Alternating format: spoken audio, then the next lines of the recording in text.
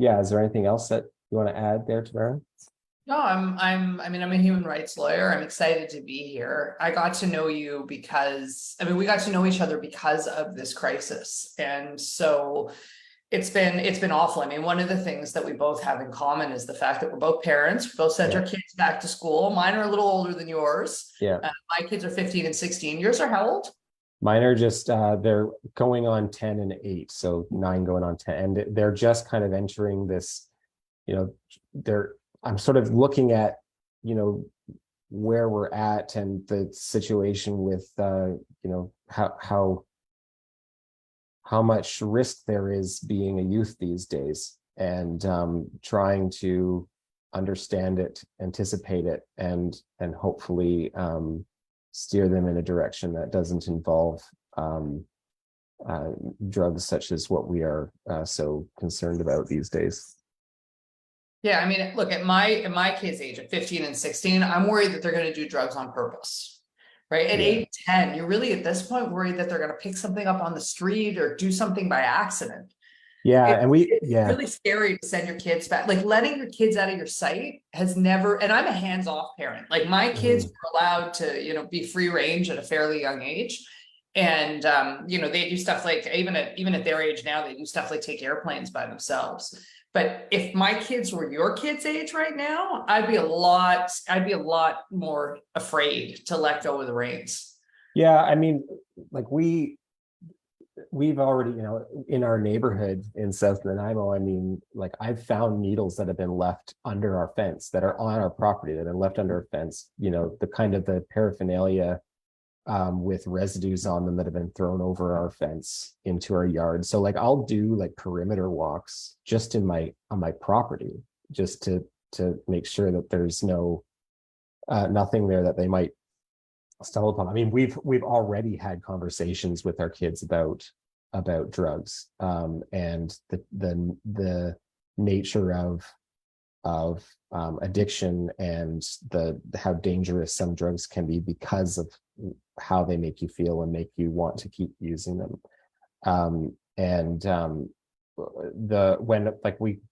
But even still, like, they'll find something, and there's always something different or new that might be contaminating. I was at the park with them the other day. They go to the school and they want to ride their bikes around the yard.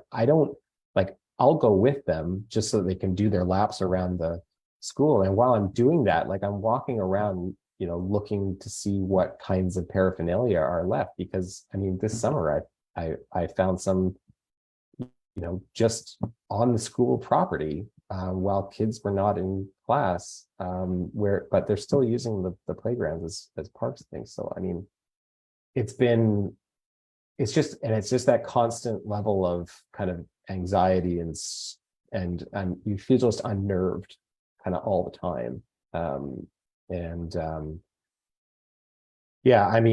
It's not to diminish the struggles that people are going through with addictions and mental health. And goodness knows, like, I don't even have a family doctor. So, Neither do I. There are no family doctors on the Zoom call. Yeah. To think that, like, people are being left to their own devices right now, using drugs that, they're physiologically dependent on drugs that are slowly or quickly killing them. And there isn't nearly enough help to help people properly get their feet under them. And I didn't even really realize that until I started kind of asking questions about what was going on in my neighborhood. Your neighborhood is in Nanaimo, from a Nanaimo perspective, is ground zero for this. And when you and I've talked about this a lot. When you moved here, what you were expecting and what you got were two very different things. And that's sort of what's led to you becoming an activist about this. So tell me a little bit about the sort of the personal experiences that you've had in your neighborhood that have, caused this. I met you as sort of this mild-mannered consultant from Alberta who Yeah, moved to yeah, Nanaimo with his yeah, lovely family. yeah.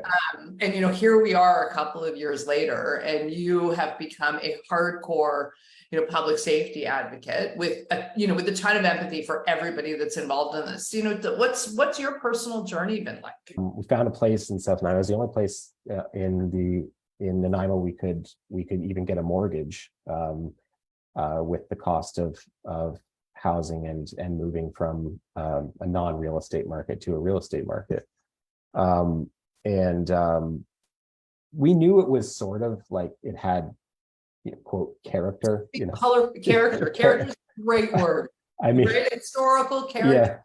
Yeah, so we knew there was sort of that going on, but we didn't really realize the scope and scale of it. And it was, within a month of us moving in, about 4 a.m., my wife and I were awoken to flashing lights of ambulance fire trucks right outside of our door. We were like, well, what's going on?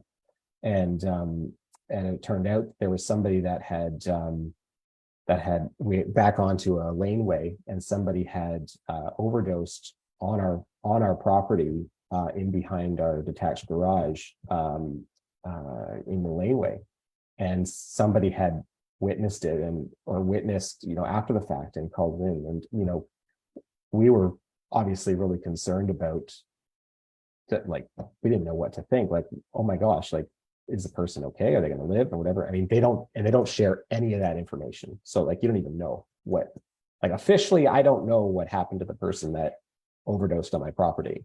I've heard circumstantially from talking to other neighbors that the person died. But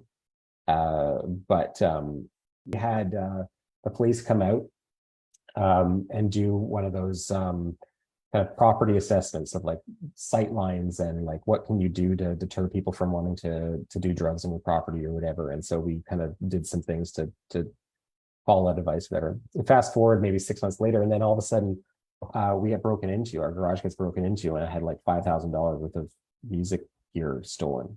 And that was actually pretty traumatic for me, because Your music. And the guitar, like one of the guitars that was stolen was the first guitar I ever learned to play guitar on almost 30 years ago. And I, it's gone. I've never seen it since. But that same guitar was a guitar that I used to use in a punk band to raise money for men's mental health, addiction recovery programs and poverty alleviation. So it was a very like ironic twist. It's like, wait a sec, like, why is it like, how do you continue to have sympathy and empathy and want to help people that are also stealing from you, right? And being victimized by it. And I think that was sort of and this was now, geez, I want to say this is early 2022. So like March 2022. That's one of the reasons that we're here. I mean, one of the realities of all of this is that we're at a point now where we're all victims of this crisis, right? Yeah. Everybody knows everybody has someone that they love that's died of an overdose, or knows someone who has someone that they love that died of an overdose. We've all been broken into. Yeah.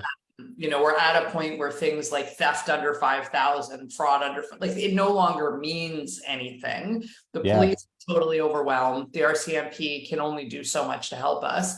Yeah.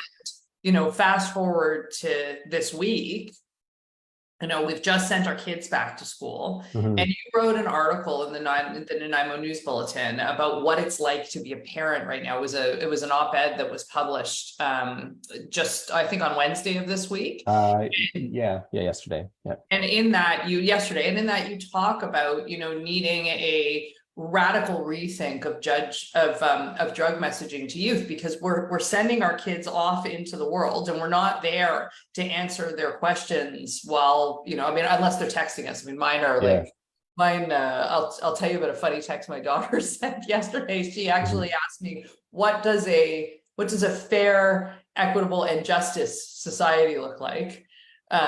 Please help. I assume there's a question somewhere. And, I think of that as a world in which we can all be our authentic selves, and where we have opportunities to thrive and grow, no matter what, no matter what we look like, who we come from, who we love, who we live with, where we live.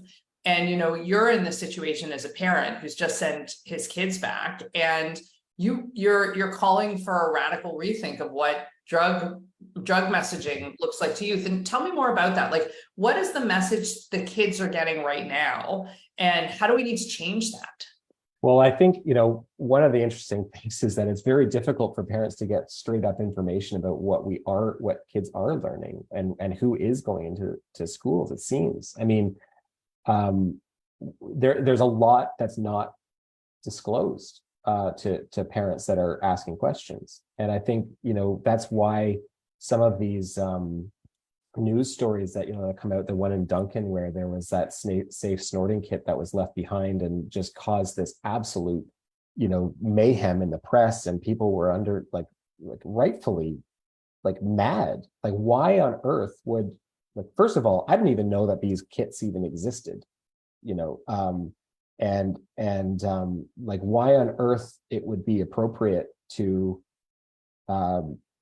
be bringing that or suggesting to kids that this is just kind of a normal part of growing up. I think the radical rethink I think that we need to look at is like, if we have a cultural issue, in pop culture, there's like, I grew up in the 90s, right? I was into, the rock music of 90s, and I love it. And still to this day, right? Like so it's not lost on me, this notion, like the sex, drugs, and rock and roll lifestyle, like that is not, like, it's not foreign.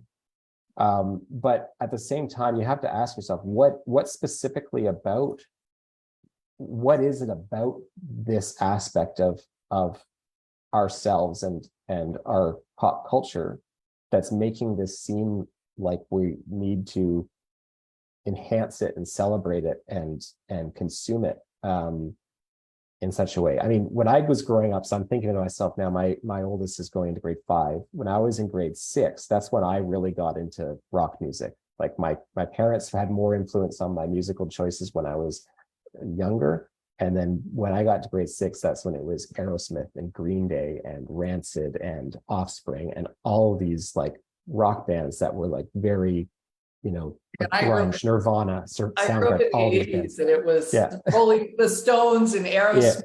Yeah, exactly. I'm not as musically informed as you, but certainly like the 80s, you knew about cocaine. Yeah. Oh, yeah. Like, and so Coke, I unfortunately, I mean, one of the things that it's the sort of there, but for the grace of God, go I. I mean, I was a kid. I was 10 or 11 years old, and one of my friends from camp went to a Pink Floyd concert, dropped acid, and jumped off a bridge. And it was devastating for our community. But that was, in those days, that was the one. Like I had a friend who died of a drug overdose when I mean, effectively, although we didn't think of it that way, when I was a kid. But like, my kids are going to have 5 friends or 10 friends. Yeah. I think what the tension here is, like, we know, this is just going back to the safe snorting kit. Like, we know that there are kids that are going to do drugs, and we want them, if they are going to do drugs, to be as safe as possible doing it. But I think the worry is that when we start handing this stuff out far and wide, when we start giving kids, I mean, kids they look for ideas, they look for ways to piss us off as parents. When we start spreading this information far and wide, how to do drugs, how to do drugs while you're having sex, then I think the worry is that there's this collateral damage, that the price of trying to save 1 or 2 kids that we're not even sure we can save is that there's a whole bunch of kids who all of a sudden are getting an instruction manual on how to go down that rabbit hole with their friends. And we're worried, I think, that we're giving them ideas, that we're normalizing it. And then on top of that, parents are worried about the fact that they're having less and less influence in their kids' lives because, they can't get straight answers out of teachers. They're afraid that if they ask questions about certain parts of the curriculum, that they're going to be labeled as being, this or that, or something, racist. Like, and so there's this real chilling effect on parents Yeah. in terms of, being able to feel comfortable in schools. And it's amazing because we want our kids to be comfortable in school. They spend a lot of time there, and we want their Hmm. teachers to be people that they trust. But Hmm. we also need to be comfortable in those schools, and we also need to be able to Yeah. trust teachers. Yeah. And there is this feeling right now that the government, or governments in general, are sort of shutting us out of that process. And there are legitimate conversations to be had about, like, what are our kids doing at school? What should a 12 to 18-year-old be able to do without our Hmm. consent? How do we deal with this opioid crisis? How do we have conversations with our kids at home? And Hmm. so, I know that we're all grappling with that. And you talk about this a little bit in your op-ed. Like, how do you think, like, how as parents can we better engage with our kids to have these conversations and sort of protect them from the dangers of, of what's it's being called recreational drugs, right? Like, Hmm. that on its own is this Yeah. language that that normalizes it. So how do we have Yeah. these conversations? What are you doing? Well, I mean, first and foremost, like I like with my oldest in particular at this point, starting to have those conversations and be interested in what he's like, why does certain music or certain things that his friends say or wants to watch on TV or YouTube, why is it that that's engaging to him? And we'll ask those questions, right? And try to like get to that, to try to understand, what his perspective is as to why he thinks that's cool or why that's neat or funny or whatever. And then find those opportunities for kind of those teachable moments where it's like, you do understand that, this isn't really something that's funny, like, Yeah. because they're like, people are, this is kind of a stretch example, but like, people are dying in other parts of the world because of like war that's going on, right? So like, understand that that this might look to you the way it's presented to you as if this is kind of something just cool or neat or whatever, but they have real world, like, people in the real world are really struggling and suffering. And the same is true with things like drugs, right? So it's talking to my kids about, if you see some of these paraphernalia, what do you do? And also they ask questions about the people they see on the streets. Yeah. Like like, where do they come from? Why don't they have a place to live? Why don't they why do they use drugs that are killing them? Like, why don't they have a place to have a shower, or like that sort of thing, right? And it's like, they're huge complex topics. And so when I think of things like, well, how do and I'll say things like, these are great questions, and unfortunately, I don't even have a full correct answer to give you. And I think that's where I turn to our provincial and federal governments, who suppose or suggest that they have the solutions. Mhm. And yet we see what the result is. I mean, you and I were in the legislature that morning. We went down to Victoria for this public safety rally. We were in the legislature that morning, and Farnsworth stood up and said, "We have a public safety plan, and we think it's working." And I don't see that. I don't see that on the streets. I don't feel like things are getting better. To the contrary, most people that we know feel like things are getting worse. Yeah. And particularly, there is this concern that the safer supply, the hydromorphone. I mean, you were on Check News with this, right? I mean, we know that in Nanaimo there are doctors who are prescribing beyond the limits. People are walking out of the pharmacy. The pharmacies, the pharmacists, and the pharmacies that are supplying this, they are the front lines to some degree on this, and they are very alarmed by what they're seeing.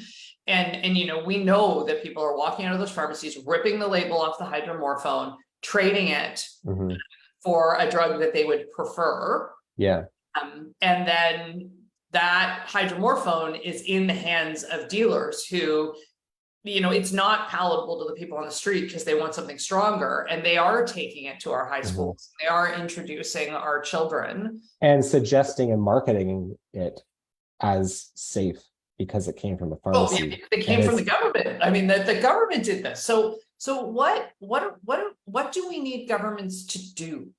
Like Well, yeah. I know there's not a complete list, but like, what do we need them to do? What changes do we need to see?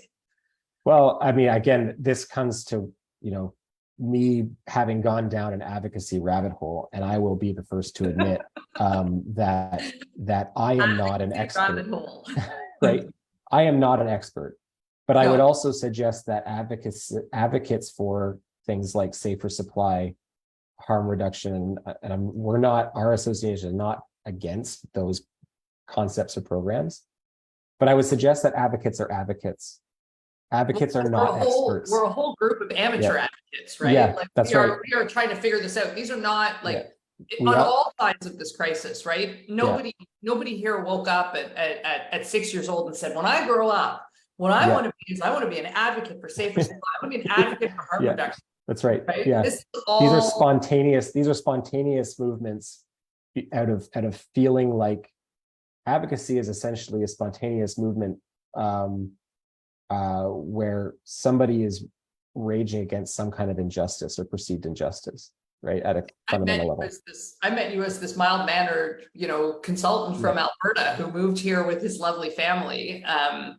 Advocacy and activism was not something. I mean, I've always been somebody that, like fundraising with a punk band, I guess you could call that advocacy, but like,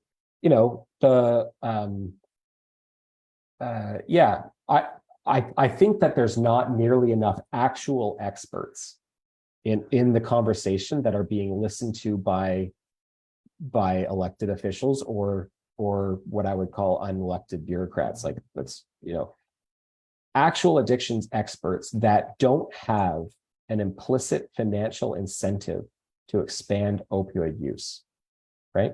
Like that's a very, perhaps a very small number of people, but they certainly exist, and they're starting to come out of the woodwork more and more, where you have people that are saying, look, like, I can't keep standing by. We actually do have addictions medicine practitioners, clinical psychologists that do not agree with the way that these programs are being administered, that are, because they are employees of, say, Island Health or some of health authority, they are contractually muzzled, and they risk punitive consequences by speaking out. And these are like, I'm a professional biologist, so I can't, like, I'm not an expert in this, but I do know that there are ethical obligations to an employer and to a client, but there are also ethical obligations to the public.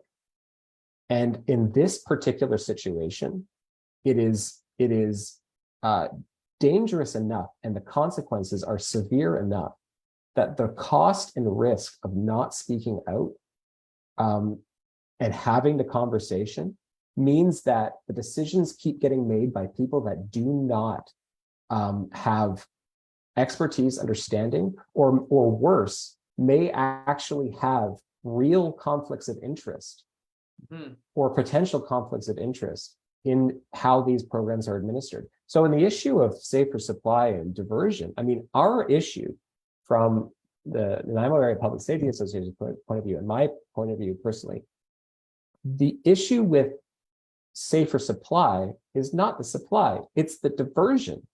It's getting it getting into the hands of its unintended recipient and the damage that that's causing. We hear the coroner and our medical health officers come out and say, well, we don't see hydromorphone in deaths. That's not the goddamn point. Like, straight up, it's not the point. The point is that opioids are extremely addictive, and tolerance grows rapidly. And so you get involved in opioids, whether accidentally, recreationally, you're experimenting, or somebody says you're not cool unless you take this. Or you just go to a party and somebody offers it to you, and it's like, yeah, whatever. You got a headache, this will make it go away. Yeah, right. And then all of this, and then you say, oh yeah, that felt good, I'll try it again. And then before you even know what hydromorphone even is, you're addicted to an opioid that is as powerful as heroin. And this is happening to kids that are 10 years old now.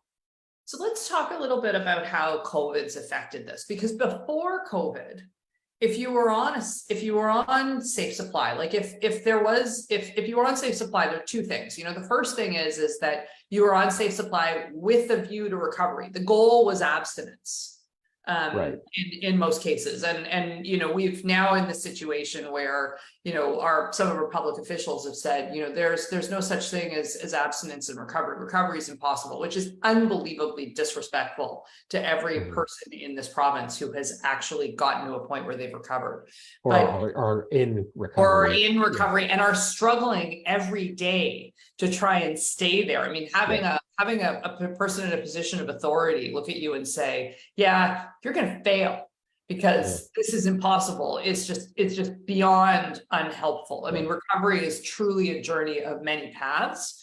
But we're also in this situation where, there's this feeling that it's before COVID, if you were on safer supply, you had to show up and you had to actually ingest the drugs in front of somebody who was watching you do it and who was monitoring it and who was your partner in all of this, was your, I guess, in some ways, kind of your recovery coach. Now we're in a situation where I don't know whether they can't be bothered or what, but the doctors, and I guess because the entirety of British Columbia has now been turned into a safe injection site. This is the, no smoking within 9 meters of door unless it's crack. But like, how has that changed things? Like in terms of the fact that people are no longer being monitored. There's this peer-to-peer drug use that is normalizing it. How do you, how are you feeling about that? And how are you feeling about it as a parent? Well, I mean, so this is another episode for next week. We're going to talk again.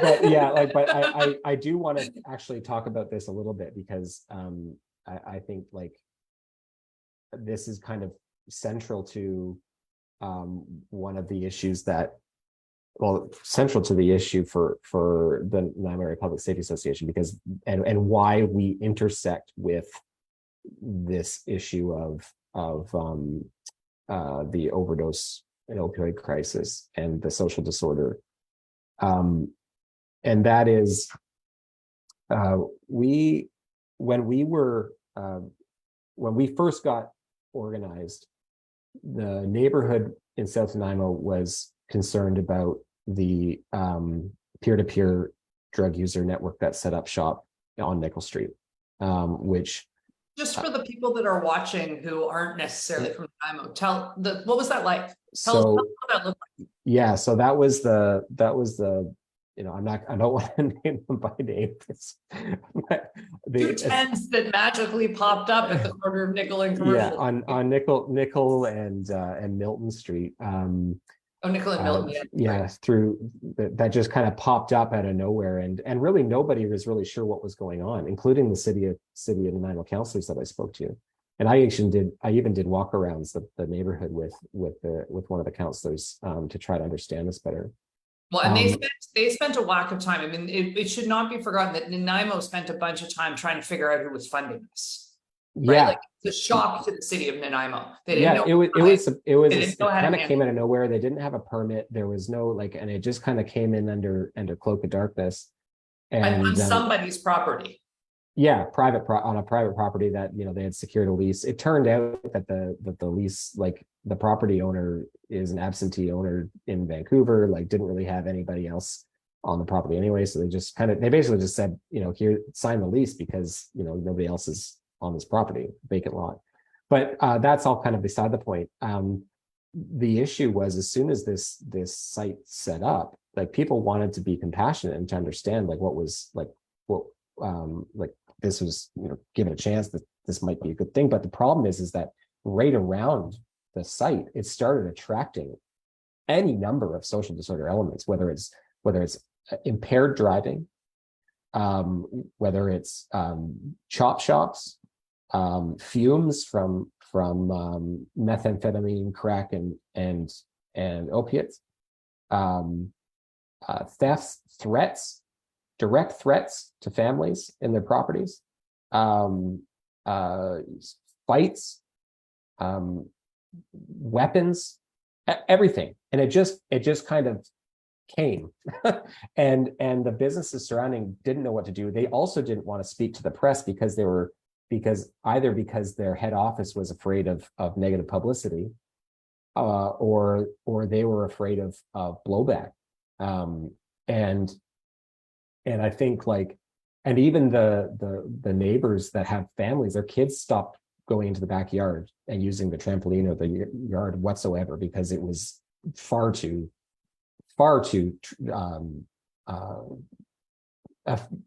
traumatizing for kids. And it just resulted in this constant communication between the surrounding residents and the police, the bylaw enforcement, everybody. And finally it was like, guys, this is a nuisance property. It's not, and it was actually the first safe consumption site that had ever been declared a nuisance property by a municipality. And I think the reason was mainly because of the location of it and the consequences to the surrounding neighborhood. But in addition to all of that, across the street from it is a subsidized housing, the Pacifica housing development, and also in the surrounding neighborhood, people that are addicts in recovery were being triggered by what they were seeing and hearing, and it was bringing up the traumatic stress of their own struggles with addiction, to the point where people were moving. They had to leave. And I've talked to people that have said, look, like the last straw was when this thing came in and we couldn't, and I was just seeing it too much, and it was everywhere, and it was either I'm either gonna fall back down or I'm gonna get out of town. Yeah, people that people are leaving is making me sad. Like truly sad. And because the people that are leaving are fantastic, like fantastic people, and like they're involved in the music scene. They contribute to the community. They even contribute to wanting to help the homeless. And like that's the kind of strain that we're experiencing right now, is that it's like you don't have to be somebody that's, that people on the quote left side of the political spectrum would call a bigot or a fascist or whatever. Like these are just regular people that are trying to help, that are absolutely exhausted. Yeah. And their well of compassion has dried up. And they're not angry at the individuals or the people suffering on the streets, but they sure as hell are angry at the people that say they've got solutions, and to just have patience and to try this other thing that keeps going down the same road that we've been on, that we already know is not going to work. And they want to do it anyway. And that's when we start begging the question, what is in it for you? Why do you want to keep going down this road? Have you made commitments to somebody or some organization? Are you afraid of organized crime? Are you getting some kind of political favor for allowing or advocating for this to continue? Like what on earth is going on? And those are the kinds of questions that we ask. And honestly, considering how big of a gorilla this is, we also need other people and more people to speak up as well. So I think there's two really big things there. I mean, the first one is this idea that you're right. I mean, in Nanaimo particularly, it feels like governments are actually encouraging this sort of harm reduction people to be pitted against the public safety people. This idea that, the harm reduction people have this idea that the public safety people have no heart. I mean, we keep getting accused of having no heart. Yeah. there's the idea that the harm reduction people have no brains in all of this. And Yeah. the truth is at the end of the day, both harm reduction and public safety are equally important. They are equally urgent, and they are being equally unaddressed by governments. And so, there's sort of two things in the comments you just made. I mean, the first thing is that we really do need to turn our guns on government in all of this instead of on each other, right? Figuratively speaking, obviously. Because at this point, really, everybody is struggling with this. Whether you're addicted and you're just trying to get through the day, or trying to find somewhere to sleep, or somewhere to eat, or whether you are, have a loved one who's in that situation, or you're worried about your kids, or you're worried about your business. I mean, we haven't even talked about the huge costs in terms of security and theft of inventory that our businesses are encouraging in an area where already we're getting to a point where I'm not letting my kids go hang out downtown with their friends. And where do you think the costs of the security and theft goes? It's all part of this cost of living. It's paid for by through inflation of goods, and that's the thing. To your point, this really is at a national, provincial, you want to call it national scale. This is about what is it that we're doing here as a people in Canada when we're just letting this go on? When COVID happened and it was a public health emergency, we went to extraordinary lengths to protect our citizens, to the point where, obviously there's a lot of bad blood in politics involved too. But this is also an extraordinary circumstance that the people of Canada are grappling with. And you can ignore it if you live in certain neighborhoods, but increasingly you can't. And it's a problem that's effectively on the doorstep of every neighborhood in civil society across Canada. And it has to be addressed at a scope and scale that acknowledges the urgency of what the issue is. This is literally life and death for civil society, because civil society cannot continue to bear the burden of the consequences. We're already taxed to the hilt. We're already, up to our neck in debt. Civil society's done. We're not, when I say done, I mean we've had enough.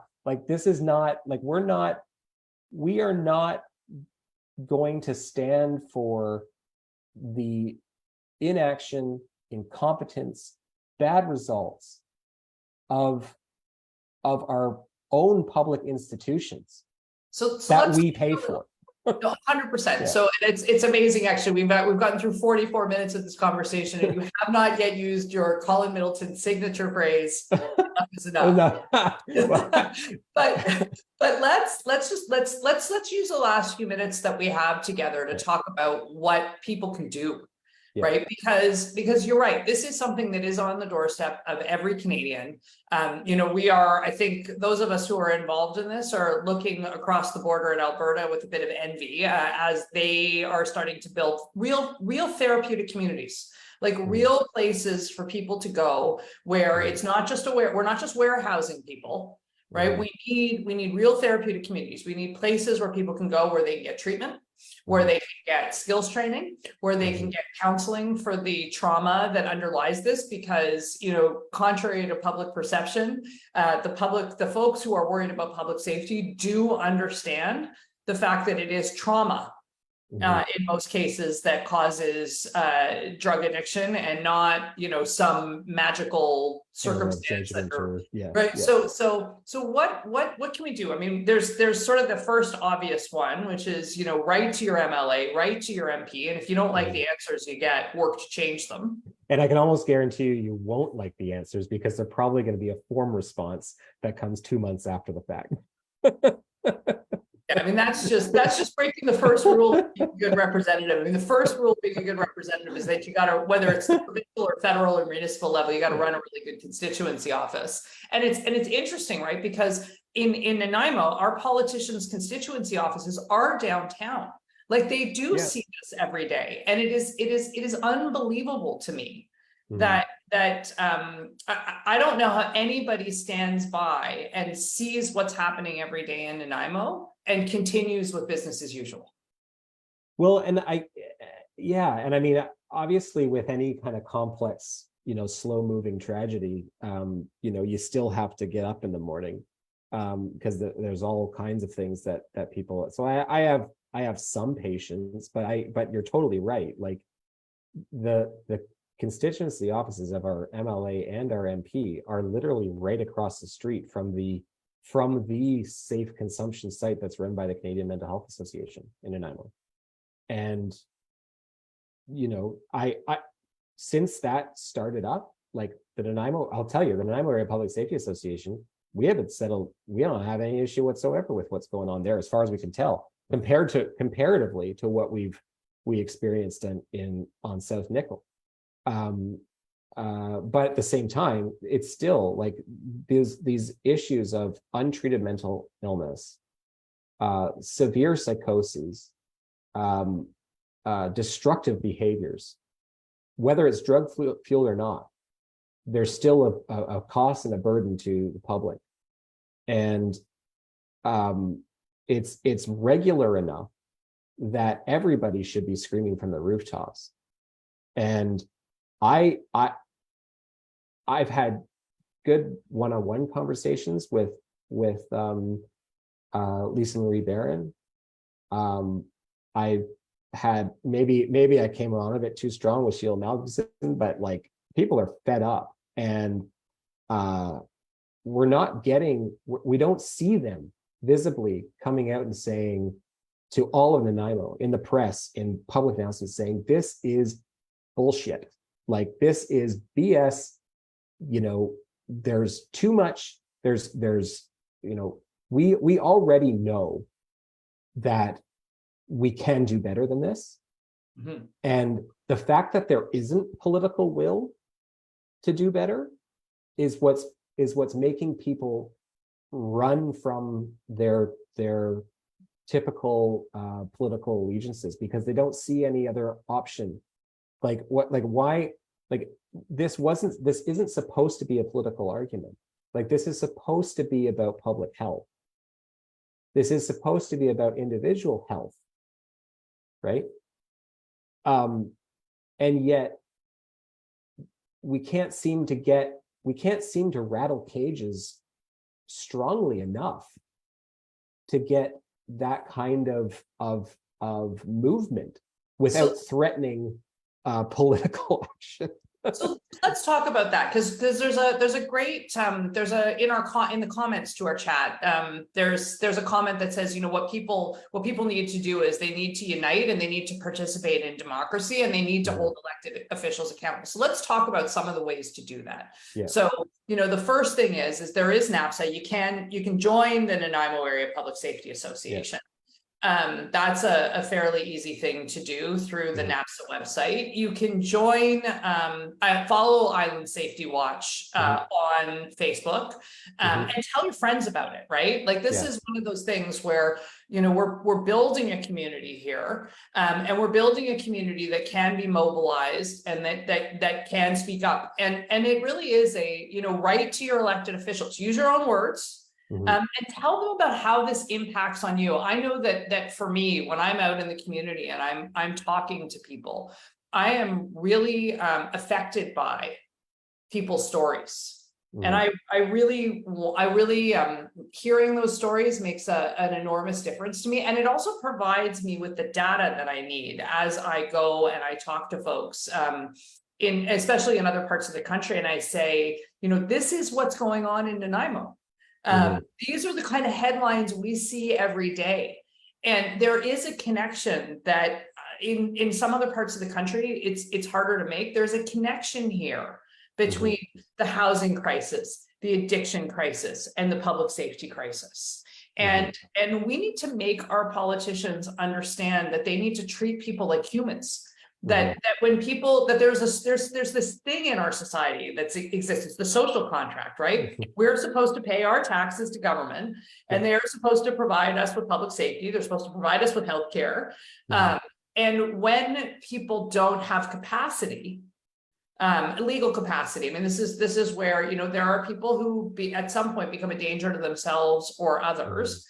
When people don't have capacity, we are supposed to have treatment options for them. We are not simply supposed to be offloading them onto our streets and onto our municipalities. And pumping them full of opiates. And pumping them full of opiates. So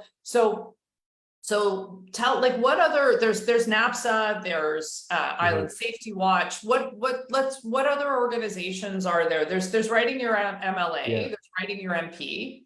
I think what one of your earlier points was just that, democracy is not a spectator sport, right?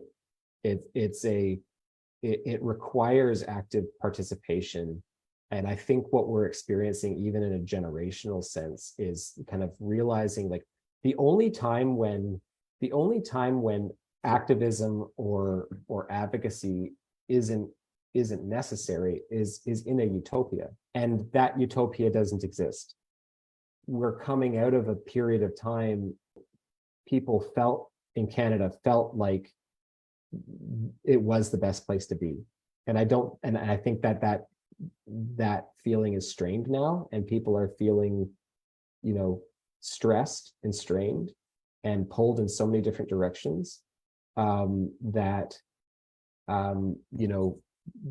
people at a grassroots level, a community level, need to start speaking up for what they need, not in spite of or at the expense of some other group, but simply to acknowledge that, our concerns are valid too. And so are yours, right? And find those places where we do have some kind of common, find whatever level it is that we have a common self-interest and focus there. I mean, I look at the signs and the protest signs of people that are harm reduction advocates, supply advocates. There's the one that really struck me is the one that says, I was in a CBC article. It says every death is a drug policy failure, and I could not agree more. Could not agree more. I really couldn't. I could not agree more. And yet here we are, advocating to the same ultimate goal from different angles. But ultimately, we do need to demand more out of our public institutions, and that that's elected officials, and perhaps it's beyond that. There are also many people that are not elected officials that hold very senior positions in government, right? That are appointed. So it's really just like the systems are supposed to work for people, and so people need to point out that we're paying for this, and this is what you said you're going to do. So we've run the gamut today. I mean, we've talked about being parents, we've talked about our neighborhoods, we've talked about how we're feeling about the way things are going, and how much compassion we have for sort of every British Columbian and every Canadian, as we face these multiple crises at the same time. So just in terms of one of the things that people can do as they do this, Island Safety Watch was formed by island residents because we are worried about safety on the island, and we're worried about safety on the island for everybody. We're worried about safety for families. We're worried about safety for people who are unhoused and on the streets and who are facing addiction, and we're worried about our homes and our families and our community and our island. So one of the things that Island Safety Watch does is it shares important safety information and updates through our various social media channels. And we also act as a community watch on the island. So one of the things we want to encourage people to do is to, DM us, direct message us on any social media platform that you're on. And then there's also NAPSA, which is the Nanaimo Area Public Safety Association. That's the organization that Colin runs with the help of some pretty amazing people and amazing activists. NAPSA is advocating for the rights of citizens for sort of peace, safety, and security in their homes, in public spaces, and in businesses here in Nanaimo. You can apply for membership to NAPSA at NanaimoPublicSafety.org. That's right. It's also a Facebook. Thanks for the plug. Sorry, should be a better salesperson. I gotta make sure we do our housekeeping, Colin. And once you've joined any of those communities, like Colin and I are pretty easy to find. If there's a topic you want us to do a deep dive into, like today was a big overview. And as we sort of continue these conversations, I think we're going to do it sort of more topically, and we're going to try and do some deep dives into some of the things that are affecting us on the island and in our communities. So if there are topics you want us to talk about, let us know. We are, as I said, easy to find. And Colin, I have enjoyed our conversation today, as I enjoy all of the conversations, although I am really sad that we are having to have them. We've got, I think we've got a minute left to go over to you for sort of the last word. Yeah, I mean, I think last words. Thank you for all that. That's honestly, I didn't even thought about it. So, but I think in terms of what people can do. I mean, obviously, this is a very emotionally charged subject, and there's a lot of people that are so frustrated and so beyond angry with how this hasn't gotten any better. And I think that the need to align and channel the energy in a productive way is very important.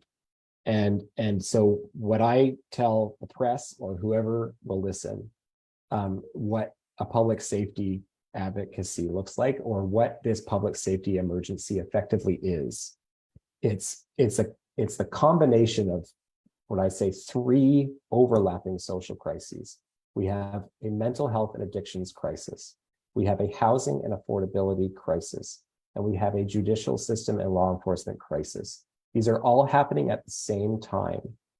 And it's because they're happening at the same time that is why it's expressing the way it is. And it's also why it's so difficult to figure out what side people are on in terms of and what side people are on today. And I think one of the things that you and I have seen as we talk to people, and it's one of the reasons why I think we need to have empathy for people who don't agree with us, is that they are unfortunately one experience away, in many cases, one personal experience away from getting on board and changing their views. I mean, this is we are going to rise up in a peaceful and democratic way against the governments that have done this to us and to our communities. And we really do need to have empathy in these conversations, I think, because everybody is suffering. This isn't just about trying to egg a particular political viewpoint. The point is that it affects everybody, and so it should be in everybody's interest to quote rise up, right? So